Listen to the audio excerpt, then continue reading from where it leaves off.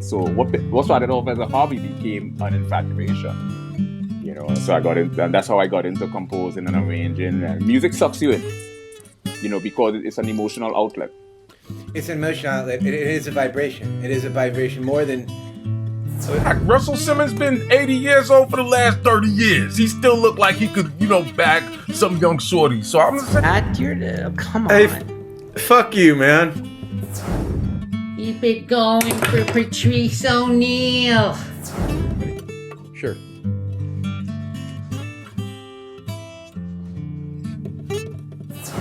That's outstanding. Let me do another one. Fantastic. Oh, God, yes. What did you do with Jeff? He's not here today. Yeah. You look like a guy that likes Chinese balls. I do. Kidding, that's your background. Oh, wow. So cool, you know? Or steak. Have you ever knocked on the door of someone you don't know?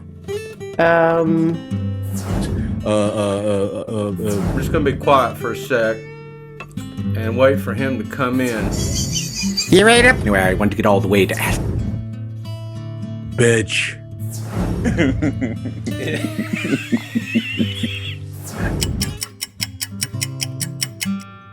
Boy, killing it, boy,